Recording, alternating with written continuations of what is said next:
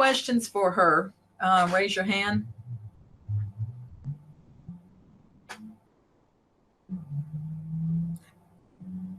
Okay, I see up there, Alan. Yeah, hi, Lori. Question in general: what kind of interest rate do you apply to on your terms? And do you have a short term, or you all only offer 5 year? We can't hear you, Laurie. Laurie, we can't hear you. There we go. Okay. I was muted. Sorry about that. Yeah, good question. So, we offer a 1 to 5 year term with the financing. So you've got the option of 1, 2, 3, 4, or 5 years. Okay. It's going to depend on several different things regarding the interest rate. It's going to depend on, first of all, if you're an established business or if you're a startup business. Obviously, for startup businesses, it's more of a risk. So those rates are going to be a little bit higher. If your company's been around for 2+ years, we're definitely going to be able to get you better rates. The longer you've been around and the more established business credit that you have. So our rates typically fall anywhere from mid single digits to low double digits is what we're looking at for the interest, just depending again on how long your business has been around and how much commercial credit you've got built for the business. Okay, that's fine. Thank you. Mm-hmm. You're very welcome.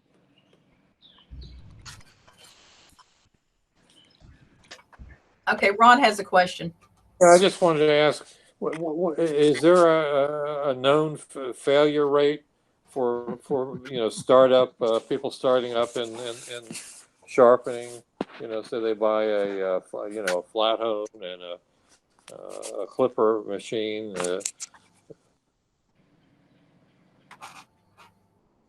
Probably the one you buy.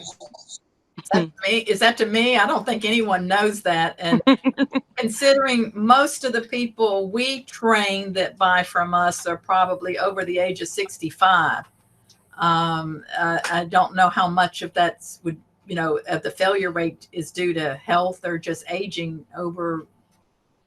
We find anybody that gets out there and does the work, is successful. If they put 30, 40 hours in a week, they're going to. And it's hard to get used machines. Yeah. Let's see somebody raise their hand. Yep, that was me, Bonnie. It's Jim. Oh, yes, Jim. Go on.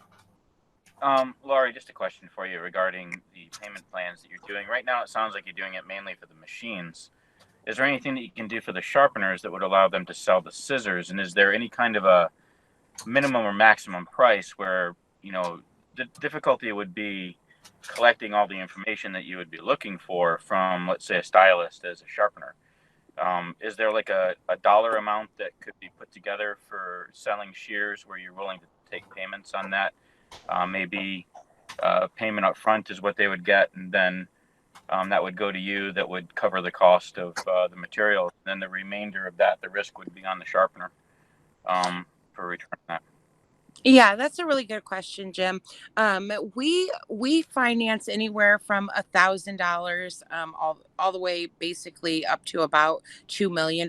So we have a really, really large window there for the financing.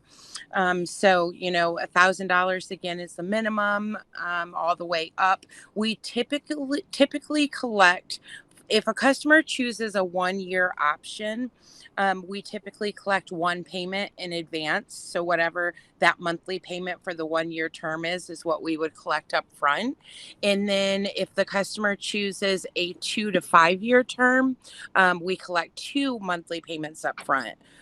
So just for an example, if they were to choose a 60-month term, we would collect 2 of those monthly payments up front, leaving 58 monthly remaining payments. And so it helps to kind of minimize, again, that upfront cost. That's the whole idea of equipment financing. So we try to keep that upfront cost as low, as we can. Most of the stylists that we would get the pushback on, though, would probably be ranging between the anywhere from $250 to $500 price range, let's say, for a sharpener. I mean, for a style, which is going to be well under the minimum that you have. Has your company considered the possibility of doing any lower numbers for sharpeners? No, I mean, we really can't go under the $1,000 minimum, but if they get a couple of those and even are barely over that $1,000 mark, that's where I can help.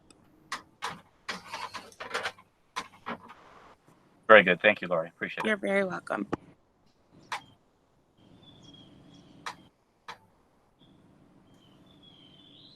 So I have a question for you if no one else has a question. Can they bundle things together, like from different vendors, or can they bundle the cost of training or the cost of goods to sell? What all can they bundle together in this? Yeah, Bonnie, another good question. Absolutely. We can definitely, if a customer is getting some equipment and maybe they're getting their shears from you guys, and then going to another vendor and getting some additional equipment, we can bundle that all into one transaction. And so that may be where you're able to, help out some of those customers of yours, Jim, that aren't maybe at the $1,000 minimum. If they're looking to purchase equipment from other vendors as well, we can bundle that all into one transaction. Okay. So that is one good way to maybe get over that limit, that $1,000 limit that we have. So yeah, we can definitely do that. You can add training into that. You can add installation into that. Pretty much any soft cost that a customer has, we can put that into the transaction.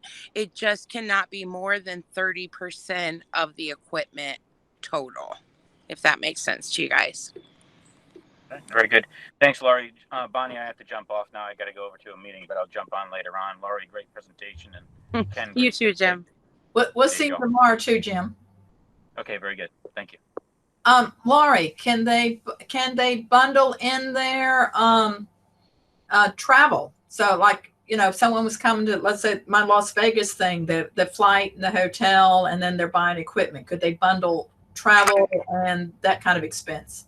Not typically. Typically, it has to be an expense that is directly associated with the equipment, which I suppose I can see where travel, would be directly consider that, but it has to be more of a soft cost, like I mentioned, installation, training, stuff like that.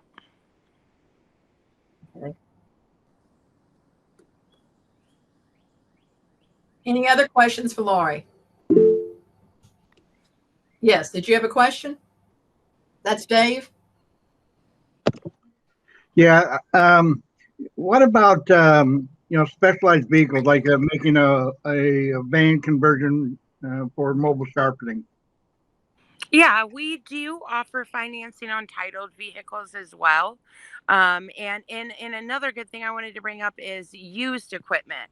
We don't only finance new equipment, we also finance used equipment, and that includes vehicles also. Good question.